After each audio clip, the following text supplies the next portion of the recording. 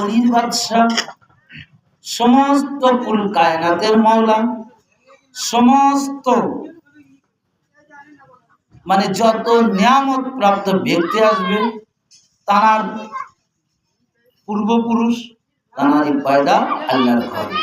তো যে কোরআন পাক থেকে যে আয়াতটা আমি আপনাদের মাঝে তেলাওয়াত করেছি যে হে রাসূল, আপনি প্রত্যেকের জন্য ভীতি প্রদর্শনকারী এবং প্রত্যেকটা জাতির জন্য একজন করে হাদী থাকবে।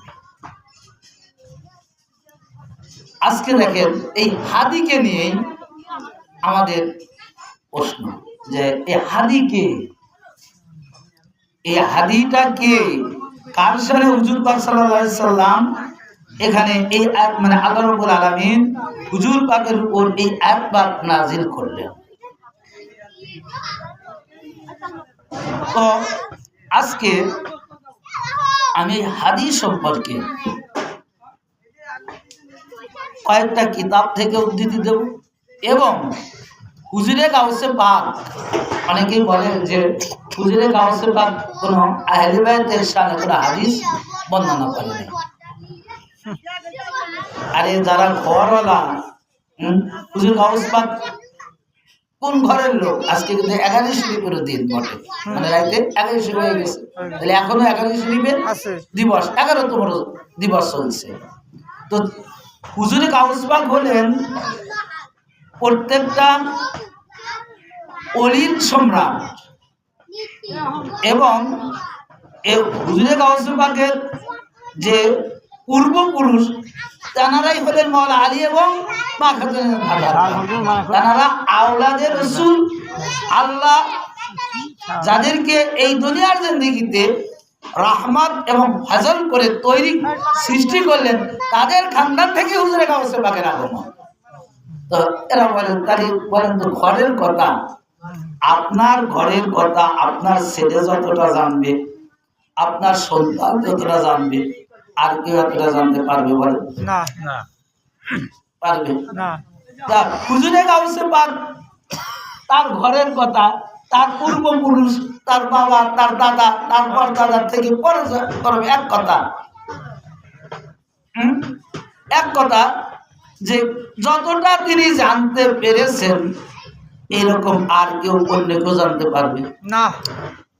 আর হুজুর পাক থেকে শুরু করলে করতে করতে করতে করতে করতে রাসূল পাক পর্যন্ত তারই পূর্বপুরুষ, তারই দাদা, তারই নানা, হ্যাঁ, নানার ঘরও রাসূল, দাদার ঘরও কি রাসূল। মাওলা কায়নাত পাকের অভিভাবক রাসূল, মা খাতুনে জান্নাত আধার পাকের অভিভাবক কে? রাসূল। তো দুজনেরই অভিভাবক হুজুরে পাক। তো সেই খানদানেরই উজ্জ্বল নক্ষত্র গাউসে জামা, গাউসে আজম, তিনি নাকি এনাদের সামনে হাদিস জানেন না, মানে বর্ণনা করেন। আরে এনাদের হাদিসগুলো গোপন করা হয়েছে, প্রকাশ করা হয়নি। বুনিয়াদুত তালিবিন মূল কিতাব একমাত্র এখন কলকাতা আমার হুজুর পাকের লাইব্রেরিতে আছে। আর এরপরে যত বের হয়েছে এমদাদিয়া বলেন, দেওবন্দি বলেন, যত লাইব্রেরি আছে সব নকল করে ফেলছে। কারণ সত্য কথা তো এনারা বলবে না, বললে তো এনাদের মানে কি বলবো, এনাদের কোনো থাকবে না, মর্যাদাই থাকবে না। তো এই হাদিসে মাওলায়ে কায়নাত পাক, এটা হুজুরে গাউসে পাক তার বুনিয়াদুত তালিবিনের মধ্যে উল্লেখ করেছে এবং যেমন তেমন রাবির থেকে নয়, যে সে রাবির থেকে নয়, হুজুর পাকের অর্থাৎ ঘরওয়ালা আল্লাহর ঘরের থেকে জানার পয়দা হয়েছে। হুজুর পাক যাদের মধ্য দিয়ে এই দুনিয়ার জিন্দেগিতে আল্লাহর নিয়ামত প্রাপ্ত ব্যক্তিদের আগমনের সুব্যবস্থা হাজার হাজার সাহাবীদের সম্মুখে সাথী মুবারকের মধ্য দিয়ে যেটা সুব্যবস্থা করলেন, তিনি একজন মাওলানা কায়নাত পাক হযরত আলী আলাইহিস সালাম থেকে এই হাদিস কালা হুজুর পাক, হুজুরে গাউসে পাক তার বুনিয়াদুত তালিবিনের মধ্যে উল্লেখ করেছেন। এছাড়াও আহমদ ইবনে হাম্বল তিনিও তার কিতাবের মধ্যে এটা উল্লেখ করেছেন যে হাদী কি। মানে হুজুরে গাউসে পাক তো বর্ণনা করেছেনই, হুজুরে গাউসে পাক তার হাদিস বর্ণনা করেছেন তার কিতাব গুনিয়াতুত তালিবিন অর্থাৎ রাবি মাওলা কায়নাত পাক থেকে। আবার অন্য আজিম মুহাদ্দিস আহমদ ইবনে হাম্বল তিনিও তার তারিখের কিতাবের মধ্যে এই হাদিস খানা এনেছেন। এখন হলো যখন এই এক পাক নাজিল হলো, যখন এই এক পাকটা নাজিল হলো, হুজুর পাকের কাছে প্রশ্ন করা হলো প্রথম থেকে। দেখেন আসলে যে আজকে আমি যে এই যে ফেরকা, এই আমার আজকের এই আলোচনা আপনারা যদি একটু মনোযোগ সহকারে শোনেন তাহলে আপনারা বুঝতে পারবেন যে এই ফেরকাটা কি, তো কেন হলো। তো যখন এই আয়াতটা, একটা কথা আপনারা জেনে রাখবেন যে যখন যে আয়াত নাজিল হয় নির্দিষ্ট কোনো খাস কারণেই হয়। কারণ আল্লাহর আয়াত তো, আল্লাহর বাণী তো এমনি এমনি আসে না। তো যখন এই আয়াতটা নাজিল হলো, ইন্নামা আনতা মুনজিরুন ওয়া লিকুল্লি কওমিন হাদিন, অর্থাৎ যখন এই আয়াতটা নাজিল হলো যে রাসূল পাক তো সারা জীবনের জন্য এই দুনিয়ার জিন্দেগিতে আসবে না, রাসূল পাকের জামানা শেষ হবে, অর্থাৎ মাওলা কায়নাত পাক আসবে, মাওলা কায়নাত পাকের জামানা শেষ হবে, দুই ইমাম পাকের জামানা আসবে, দুই ইমাম পাকের জামানা শেষ হবে, এক কথা কিয়ামত পর্যন্ত, এক কথা কিয়ামত পর্যন্ত এই দুনিয়া যতদিন থাকবে, এই দুনিয়ার মধ্যে মানুষ থাকবে, আর এই মানুষ যতদিন থাকবে এই মানুষকে সৎ পথে থাকতে হবে। আর সৎ পথে থাকতে হলে একজন সৎ যোগ্য হাদির দরকার আছে, পথ প্রদর্শক দরকার আছে। তো এই আয়াত পাকে এই হাদিস দ্বারা সিরাতাল মুস্তাকিমকে বোঝানো হয়েছে। আমি বুনিয়াতুত তালিবিনের রেফারেন্স হাদিস আমি আপনাদের জানাবো, তাহলে একটু পূর্বে এই জন্য আলোচনা করতেছি যে এই আয়াত পাকের শানে নজুল বা এই আয়াত পাকের প্রেক্ষাপটে রাসূল পাক কি বললেন। এটা রাসূল পাকের যুগের হাদিস, সাহাবীগণের জামানা। তো অতঃপর সাহাবীগণ প্রশ্ন করলেন, হে আল্লাহর রাসূল, হাদিকে আপনি তো মুনজির, এখানে কিন্তু একটা দেখেন কত সুন্দর আয়াতে যা ইন্নামা আনতা মুনজির, মানে এটা খাস করে বললেন, একবারে খাস যে হে রাসূল আপনি ভয় প্রদর্শনকারী, আপনি কি ভয় প্রদর্শনকারী, আর কি ওয়ালি কুল্লি কওমিন হাদিন, অর্থাৎ প্রত্যেক জাতির জন্য, মানে এখানে বহুবচন, প্রত্যেক জাতির জন্য একজন করে হাদি থাকবে, পথ প্রদর্শক থাকবে। তাহলে এখন হুজুর পাক ভয় প্রদর্শনকারী, তো মানুষকে যখন, মানুষ তো হুজুর পাক যে যুগে আবির্ভাব হয়েছে ওই যুগে কি ছিল, কন্যা সন্তান জীবিত কবর দেওয়া হতো, জুয়া, মদ, লুটতরাজ, নেশা, এক কথা যাবতীয় পাপ কাজ ওই যুগে হতো। তো এইগুলো যখন মানুষ করছে তখন আল্লাহ তাআলা তাকে হুজুর পাককে বললেন যে এই সকল কাজ থেকে আপনি প্রত্যেকটা ব্যক্তিকে ভয় দেখান, প্রত্যেকটা ব্যক্তিকে আপনি ভয় দেখান যাতে এই কাজগুলো না করে। তো এই জন্য এখানে খাস করে বললেন যে আনতা মুনজির, ইয়া রাসূলুল্লাহ, ইয়া হাবিবাল্লাহ, হুজুর মানুষ যে পাপ কাজ করছে, মানুষ যে খারাপ কাজ করছে, মানুষ যে ওয়াহদানিয়াতের ভুলে গিয়ে শিরিক, মূর্তি পূজারি যা কিছু বাবাচার করছে, এই সমস্ত কাজের ভয় প্রদর্শনকারী হলেন আপনি, আপনি ভয় দেখান। মানুষকে যখন ভয় দেখাবে তখন অনেকেরই কি ভীতি হয়ে যাবে। এই যে আমি আলোচনা করতেছি, বা আপনারা যখন ভয় দেখান 10 বার দেখাইতে দেখাইতে একবার তো ভীত হয়ে যায়, তাই না? তো হুজুর পাক তো ভয় দেখাবে, এর মধ্যেও তো কিছু মানুষের ঈমান আসবে, তারা ভীত হয়ে যাবে, তাদের হৃদয় কেঁপে উঠবে যে তাহলে এই ভয়ের থেকে বাঁচার উপায় কি। এই ভয়ের থেকে যে হুজুর পাক তো ভয় দেখাচ্ছেন, তো ভয় থেকে আমরা নিস্তার পাবো কিভাবে, বাঁচবো কিভাবে, সাহসিক ভাবে চলবো কিভাবে। তখন হুজুর পাক বললেন যে কয়লা রাসূলুল্লাহ, অর্থাৎ হুজুর পাক বললেন যে আমি যখন তোমাদেরকে ভয় দেখাবো, ভয় দেখানোর পরে যখন তোমরা ভীত সন্ত্রস্ত হয়ে যাবে, আর এই ভয় থেকে মুক্তি পাওয়ার জন্য আল্লাহ তাআলা প্রত্যেকটা জাতির নিকটে কি করবে, একজন করে হাদী প্রেরণ করবে। আর আজকের এই জামানার এই যুগের মুনজির, অর্থাৎ আন্তা মুনজির, আমি হলাম ভয় প্রদর্শনকারী। আর মাওলানা কায়নাত পাকের কাঁধের উপর হাত রেখে হুজুর পাক বলেন ইনি হলো তোমাদের হাদী। সুবহানাল্লাহ। আচ্ছা, এরপরে কি আর কোনো প্রশ্ন থাকতে পারে? না। হুজুর পাক দেখা দিলেন প্র্যাকটিক্যালি ভাবে, হুজুর পাক দেখা দিলেন প্র্যাকটিক্যালি ভাবে যে হাদী কি। তারপরেও কি করলো সাহাবীরা, বলার পরে তখন আবার প্রশ্ন করতেছে যে দেখা দিলেন যে হাদী কি।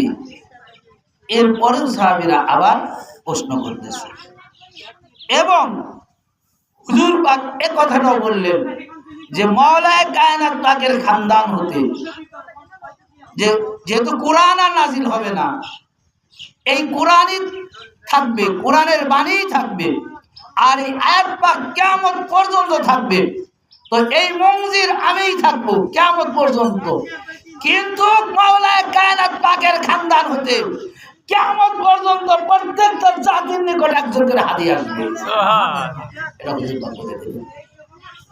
তাহলে এখন কি হলো, এই আয়াতের ব্যাখ্যা আমরা হাদী হিসেবে কাকে পেলাম? মাওলানা কায়নাত পাককে পেলাম। আর ভীতি প্রদর্শনকারী হিসেবে কাকে পেলাম? হুজুর পাককে পেলাম। তো হুজুর পাক ভয় দেখাবে, আর ওই ভয়ের থেকে নিস্তার পাওয়ার জন্য, বাঁচার জন্য যে জামানায় যিনি আবির্ভাব হবে তার কাছে আমাদের যেতে হবে। তিনি আমাদের ওই ভয় থেকে মুক্ত দিবে, সিরাতাল মুস্তাকিমের রাস্তায় দেখাবে। আর ওই রাস্তার পরিচালক হবে আল্লাহর নিয়ামত প্রাপ্ত ব্যক্তিগণ। এখন আসুন দেখেন, এরপরে এখন বুনিয়াদুত তালিবিনের মধ্যে কি বলছে, এই কথাটা ইমাম ইবনে হাম্বল, আমি আগে বলছি, ওখানে তো বলছি, এরপরেও এখানে আবার বলছে ইমাম আহমদ ইবনে হাম্বল, তিনি তার কিতাবের মধ্যে বলছেন রাসূল পাক সাল্লাল্লাহু আলাইহি ওয়াসাল্লাম বলছেন, তোমরা যদি মাওলানা আলী আলাইহিস সালামের বিলায়াত মেনে নাও তাহলে তোমরা হাদী এবং মাহাদী এবং সিরাতাল মুস্তাকিম পাবে। হাদীও পাবে, মাহাদীও পাবে, মানে দুনিয়ার জিন্দেগিতেও তোমাদের উপকার আসবে, পরকালেও তোমাদের উপকার আসবে যদি তোমরা কি করো, বিলায়াতে মাওলানা আলীকে তোমরা মেনে নাও। এত কিছু দেখালেন এবং দেখানোর পরে তারপরে আবার কি হলো, এইবারে দলিল যে বুনিয়াদুত তালিবিন, এই যে আমি কিতাবটার কথা বললাম যে হুজুরে গাউসে পাকের লিখিত কিতাব, ঘর আলা হুজুরে গাউসে পাক, আর যে ঘর থেকে হুজুরে গাউসে পাকের আবির্ভাব হয়েছে সেই ঘরেরই একজন উজ্জ্বল নক্ষত্র বিলায়েতের আরশাসমা মাওলানা কায়নাত পাক থেকে হুজুরে গাউসে পাকের হাদিস খানা তার লেখা কিতাব বুনিয়াদুত তালিবিনের মধ্যে তুলে ধরলেন কি, যে হাদিস খানা ক্বালা গাউসুল আযম ক্বালা আলীউন আবু তালিব সুইলা রাসূলুল্লাহ সাল্লাল্লাহু আলাইহি ওয়াসাল্লাম। দেখেন হাদী মাহাদী কিন্তু দেখা দিছে, দেখা দিলেন আল্লাহ তাআলা কোরআন পাকের আয়াত নাজিল করে আবার কি করলো, সাহাবীরা প্রশ্ন করলো যে ক্বালা সুইলা রাসূলুল্লাহ, আপনি তো আনতা মুনজির, মানে আপনি আমাদের জন্য কি হয়ে গেলেন, মুনজির হয়ে গেলেন, তো আপনার পরে আমরা কাকে কি মানব, আমির হিসাবে মানব, আপনি তো এই দুনিয়ার জিন্দেগিতে থাকবে না। ক্বালা রাসূলুল্লাহ সাল্লাল্লাহু আলাইহি ওয়াসাল্লাম, অতঃপর হুজুর পাক সাল্লাল্লাহু আলাইহি ওয়াসাল্লাম বললেন যে তোমরা যদি আবু বকরকে আমির হিসেবে মানো তাহলে তোমরা দুনিয়াতে আমিনের মধ্যে থাকবে, অর্থাৎ নিরাপদ পাবে। যদি তোমরা আবু বকরকে আমির হিসেবে মানো তাহলে তোমরা কি দুনিয়াতে নিরাপদে থাকবে। এবং তারপরে বললেন যে এরপরে যদি তোমরা ওমরকে মানো আমির হিসাবে, ওমরকে যদি মানো তাহলে তোমরা আরো নিরাপদে থাকবে। কি আরো দুনিয়ার মধ্যে তোমরা নিরাপদে থাকবে।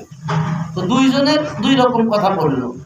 একজনকে বললে যে যদি তোমরা আবু বকর সিদ্দিককে অর্থাৎ আবু বকরকে যদি মানো তাহলে তোমরা দুনিয়াতে সাধারণ একটা নিরাপদের মধ্যে থাকবে, মানে কোনো অসুবিধা হবে না, তোমরা স্বাভাবিকভাবে জীবনযাপন করতে পারবে। এটা হুজুর পাক প্রথমে আবু বকরের সামনে বললেন। দ্বিতীয়বার ওমরের সামনে বললো যে যদি তোমরা ওমরকে আমির বানাও তাহলে তোমরা আরো বেশি দুনিয়াতে নিরাপদ থাকবে। তাহলে প্রথম খলিফা হওয়ার যোগ্য কে? মেনে নিলাম হুজুর পাকের এই কথা দ্বারাই তারা আবু বকরকে খলিফা তৈরি করছে, মেনে নিলাম, এটা হুজুর পাকের কথা কাউল। তো যদি হুজুর পাকের কথা অনুযায়ী যদি আজকে আমির তৈরি হতো তাহলে যিনি বেশি নিরাপদ দানকারী সেই তো হওয়ার কথা। বেশি কে? ওমর। আবু বকরকে দুইজনই প্রভাবশালী, যাদের হুঙ্কার ছিল মানে মেঘের বজ্রের মতো।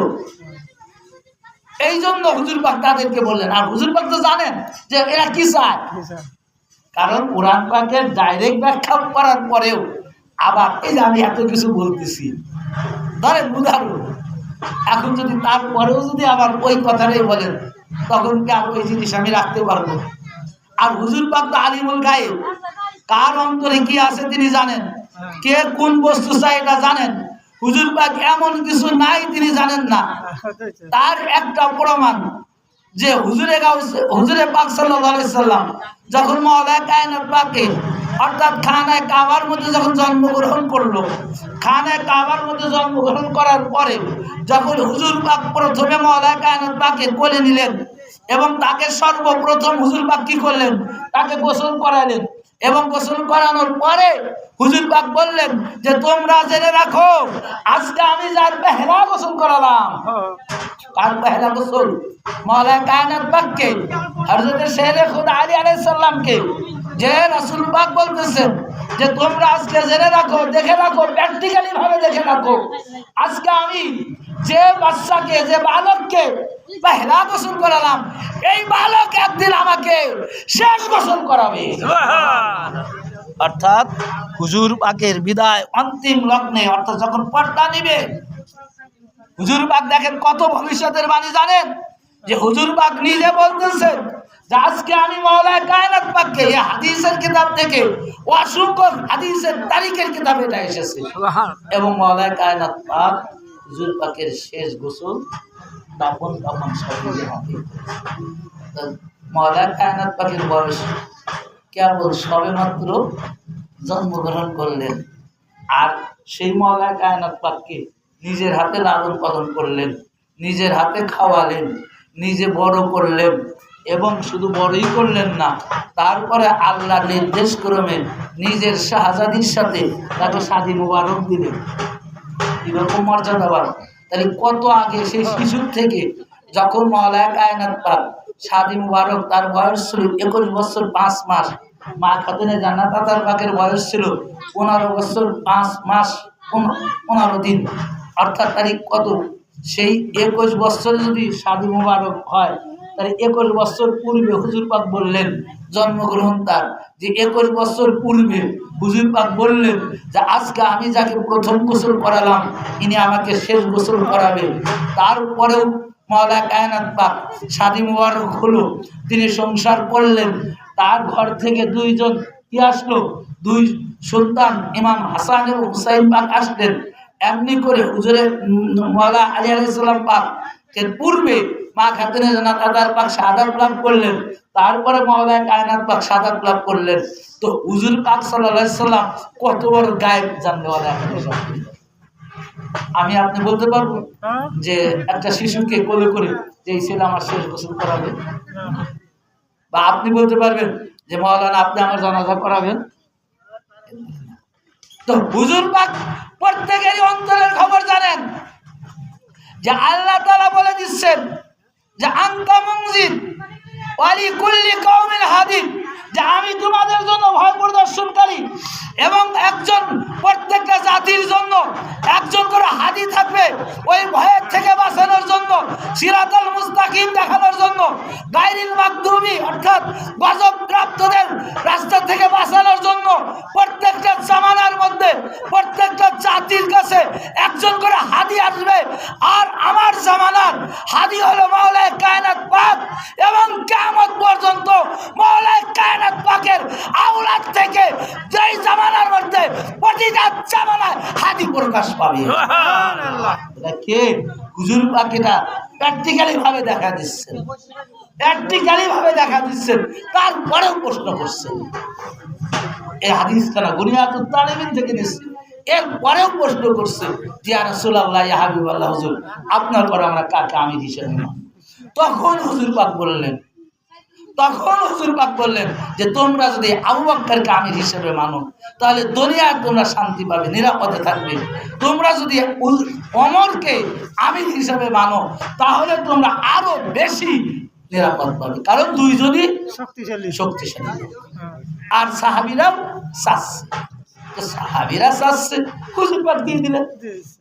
ওরা দলিল হিসাবে গ্রহণ করলো যে প্রথম খলিফা আবু বকর। অকাল রাসূলুল্লাহ। এরপরে হুজুর পাক কি বললেন?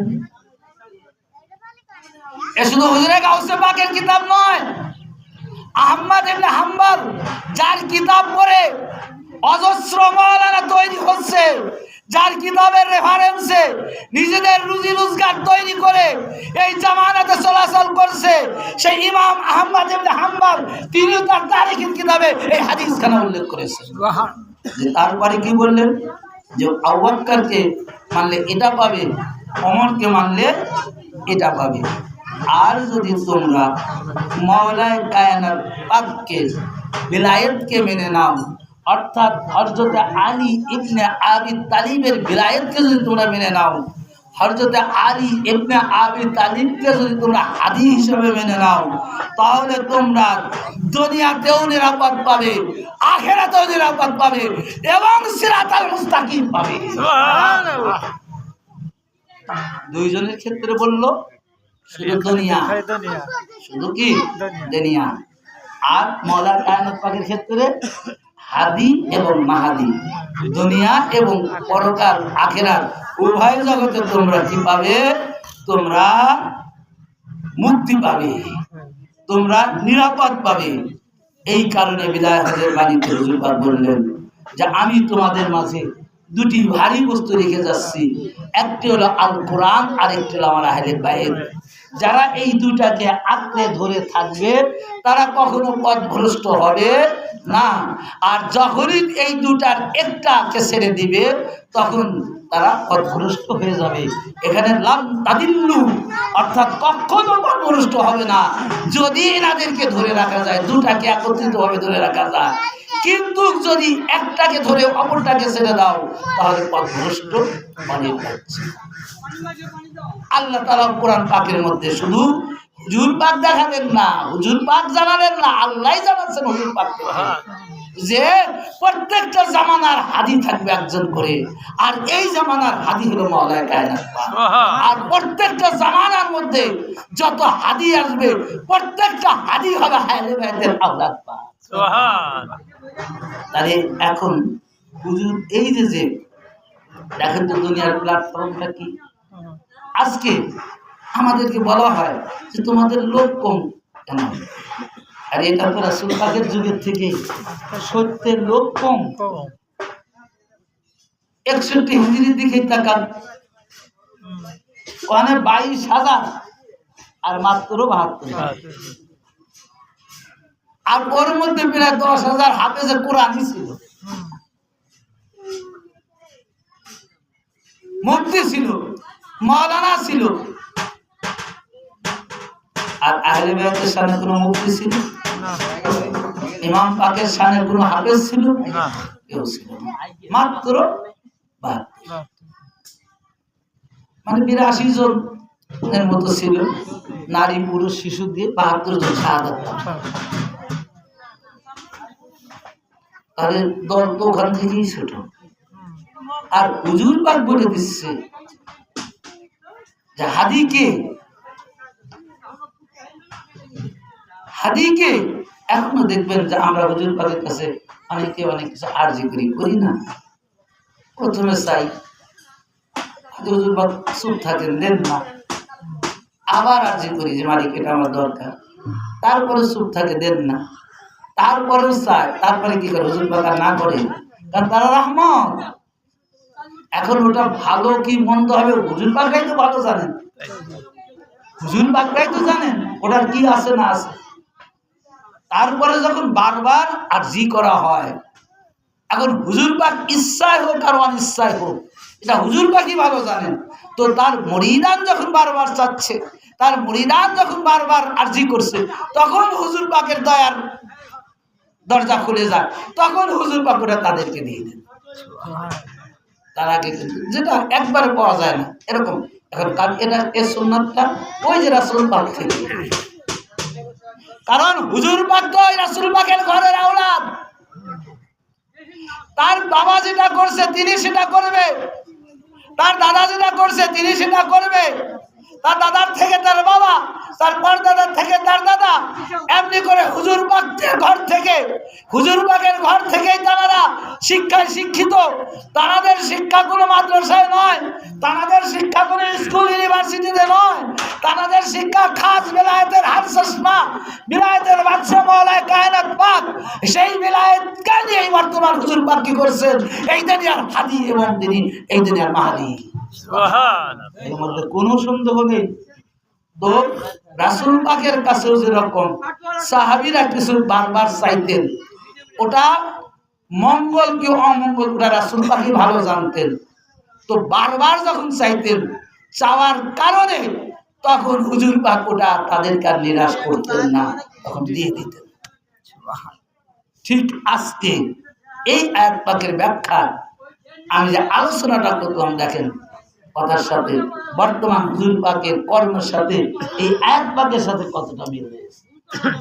আর এদের সাথে মিল থাকবে না, তাদের সাথে মিল থাকবে, এদের সাথেই তো মিল থাকবে, কারণ তারা তো ঘরের লোক, যে ঘরে রাসূল পাক মাওলা আলী মা খাতুনে জান্নাত, সেই ঘরেরই সন্তান থেকে এক পর করে আজকে আমার হুজুর পাক এসেছেন। তো এই কারণে আজকে যদি আমরা আসলে কথা বলতে গেলে অনেক, যে এই জন্য একটা কথা আমি আপনাদেরকে বলি, সেটা হলো, এটা একটা গল্প মধ্যে আছে যে একটা মরক সে রাত 2টার সময় বাঁকা শুরু করতো, মানে ডাক দিত, আসে না এরকম, তো ডাক দিলে তখন ওই বাদশার বোম ভেঙে যেত 2টার সময়, রোগের স্ত্রী আসছে যে ওই বাদশার বোম ভেঙে যেত। তো বাদশাহ এসে হুকুম দিল যে মরক, তুমি যদি আজকের থেকে যদি রাত্রি ডাকো, অর্থাৎ 2টায়, তাহলে তোমার খবর আছে। মরক আমি চিন্তা করলো, আমার জীবনই বলো না বাঁকাই বলো, ঠিক আছে আমি আর ডাকবো না, মরক ডাকা বাদ দিল। তারপরে কিছুদিন মরক আর ডাকে না।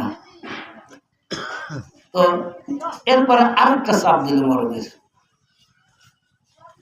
যে তুমি যদি এই কাজটা না করো তাহলে তোমাকে আমি জল করে দেব। তখন মরক ওটা মানল। সর্বশেষ যখন মরককে বললো যে মরক, আজকের থেকে তুই যদি একটা করে ডিম না দিস তাহলে আমি যাবো, যে আজকের থেকে তুই যদি আমার একটা করে ডিম না দিস, কালকে তুই রান্না করছিস।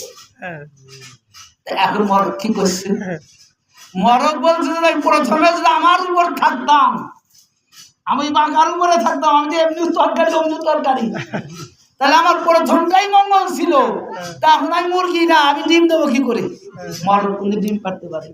তো ভাইয়েরা আমার, বন্ধুরা আমার, হুজুর পাকরা প্রথমে যেটা দেন, হুজুর পাকরা প্রথমে যেটা দেন, ওটা তাদের নিয়ামত, স্বইচ্ছায় দেন। ওটাকে যারা মেনে নেন তারাই সফল কাম, তারাই পরিচিত মুরিদান। তাই তো ঠিক। এটাই আমাদের জন্য ফরজ হয়ে যায়, এটাই আমাদের জন্য মানা অপরিহার্য হয়ে যায়। হুজুর পাকের প্রথম দেওয়া নিয়ামত, এর চেয়ে বড় আর নিয়ামত কিছু হতে পারে। আপনি বারবার চাবেন, তারা নিরাশ করবে না আপনার। আরেকটি বড় হুজুর পাকের কারামাত, এটা 1400 নম্বর পর্দা হুজুর পাকের পিরিয়ডে বড় হুজুর পাকের আগমনকে কেন্দ্র করে এটা আমাকে বলেছিলেন। যখন সাগরকান্দিতে আমরা হুজুর পাকের আমিনপুর থেকে খুব জোরাজোরি করলাম যে মালিক যিনি একবার জন্য হলো যদি একটু সময় যায় তার সেই আনন্দ। তখন একজন খাদেম বিজ্ঞ ভাইজান মারা গেছে, তিনি বললো মাওলানা সাহেব, হ্যাঁ হুজুর পাক যেখানে যাইতে চাচ্ছে না ওই জায়গা আপনারা আমরা কি করে জোর করে, আপনারা রাস্তা দেখাচ্ছেন, অমুকটা দেখাচ্ছেন, তো হুজুর পাক করে রাস্তা চেনে না, হুজুর পাক করে জানে না অনেক কি আছে না আছে। তখন আমি আপাতত থেমে গেল। এই ঘটনার প্রসঙ্গে পর্দা হুজুর পাকের পিরিয়ডের যত সম্ভব, যাই হোক, একটা ছেলে হিন্দু, তো উনি এত মেধা ছাত্র ছিল যে উনি পিএইচডি অর্জন করার জন্য বিলাত যাবে, মানে বিদেশে যাবে। তা এটা চান্সও পেয়ে গেছে, সরকারিভাবে চান্স পেয়ে গেছে। তো চান্স পাওয়ার পরে তো এখন হুজুর পাকের কাছে সিজদা আরজি করছে, দয়া আনার জন্য গেছে, মালিক আমি আপনার আসি কেন, তা আমার তো এইটা হয়ে গেছে। তা হুজুর পাক বললেন যে ওটা না যাওয়াটাই ভালো, আমার যাওয়ার দরকার নেই। এখন সরকারিভাবে স্কলারশিপ, এটা কত বড় ত্যাগের ব্যাপার না? তারপরে একটা অন্য ধর্মের লোক, তো উনি হুজুর পাকের হুকুম পাক মানলেন, গেলেন না, টিকিট ক্যান্সেল করলেন, কিন্তু ভিতরের মধ্যে একটু মানে সন্দেহ জানি থাকবে, ক্ষোভ থাকবে যে আজকে যদি আমি মুসলমানের ছেলে হতাম তাহলে মনে হয় আমার প্রিয় মসজিদ এটা আমাকে নিষেধ করতো না। তো ঠিক ওনার ফ্লাইট যে বিমানে ছিল এবং যে তারিখে, ফ্লাইটগুলো তো বোঝেন যেটা ওই সাধারণ আমাদের এই দেশের বাস গাড়ির মতন তো না, প্রত্যেকটা দেশে খুব নিয়মতান্ত্রিক ভাবে ফ্লাইট হয়। তো ওই বিমানটা মাঝপথে আগুন লেগে বাস্ট হয়ে সম্পূর্ণ যাত্রী শেষ, একটা যাত্রী বেঁচে নেই, একটা যাত্রীও নাই। তো এত বড় একটি ঘটনা ঘটে গেল, এত বড় একটি দুর্ঘটনা ঘটে গেল। তখন ওই ছেলেটা পেপার, এখন তো আমরা নেটের জগতে দেখতে পাই, যখন যেটা ঘটে ওটা জানতে পারি, তো ওই যুগে কিন্তু এইরকম ছিল না। একদিনকার খবর আজকে যে ঘটনা ঘটবে এটা 2 দিন পরে আমরা পেপারের মাধ্যমে পেতাম। তো যখন ওই পেপারটা ওই ছেলে পেয়েছে, দেখে তারই ফ্লাইটকৃত বিমান, তার ফ্লাইট যে বিমানে ছিল ওই বিমানটা এমন ভাবে ধ্বংস হয়েছে যে ওই বিমানের কোনো চিহ্ন নাই। তখন তিনি হুজুর পাকের কাছে আরজি করলেন যে আমার আকা মাওলা, আপনি কত বড় গায়েব জানেন, আজকে যদি আমি বিলাত যেতাম, আমি ওই বিমানে থাকতাম, তাহলে আমার লাশও আজকে খুঁজে পাতো না। তখন হুজুর পাক বললেন এই জন্য আমি তো নিষেধ করেছিলাম, এই জন্য আমি তোকে নিষেধ করেছিলাম। তা হুজুর পাকদের গায়েবের খবর, হুজুর পাকদের অন্তরের খবর, এটা আমাদের জানার মতন ক্ষমতা নাই, এটা আমাদের ক্ষমতা নেই যে তারা কেন না করছে, কেন দিল আর কেন দিল না, এর কল্যাণ একমাত্র হুজুর পাকই জানেন। রাসূল পাকের সেই শিক্ষাই হুজুর পাকরা, সেই শিক্ষায় হুজুর পাকরা এই দেশ, এই জামানা পরিচালনা করে। তো এই জন্য হুজুর পাক জানতেন যে কে হাদি হবে আর কে হাদি হবে না, কে আমির হবে কে হাদি হবে, কোন আমিরের মধ্যে কোন অবস্থায় কিয়ামত পর্যন্ত তৈরি হবে, এটা হুজুর পাক জানতেন আল্লাহর নির্দেশে। তাই হুজুর পাক প্র্যাকটিক্যালি ভাবে মাওলা কায়নাত পাকে দেখানোর পরেও সাহাবীরা বারবার কষ্ট করেছে, তখন হুজুর পাক ছেড়ে দিয়েছে। আর ওই হাদিসের দলিল নিয়ে এখনকার জামানার মোল্লা মৌলবী কি খাচ্ছে, নিজেদের রুজি রোজগার করে মানুষের ভ্রান্ত পথে আকীদায় দাওয়াত দিয়ে তারা চলছে। আল্লাহ রাব্বুল আলামিন আমাদের আপনাদের সবাইকে ইহদিনাস সিরাতাল মুস্তাকিম, সঠিক রাস্তায় চলবার এবং বুঝবার তৌফিক দান করুন। এবং আমরা যতদিন পর্যন্ত এই দুনিয়ার জিন্দেগির থেকে আমার বর্তমান জামানার ইমাম আমাদের হাদি মাহাদি তার কদম পাকের গোলাম না হতে পারি, ততদিন যেন আল্লাহ রাব্বুল আলামিন আমাদের এই দুনিয়ার থেকে শেষ বিদায় না নেন। সবাই বলুন আমিন। আপনারা আমার চাষির জন্য একটু দোয়া করবেন। গতকাল 3:39 এই ইন্তেকাল করেছেন, তো সবাই দোয়া করবেন এবং আমার জন্য দোয়া করবেন। আমার তৌফিক ইল্লা বিল্লাহ। আসসালামু আলাইকুম ওয়া রাহমাতুল্লাহি ওয়া বারাকাতুহু।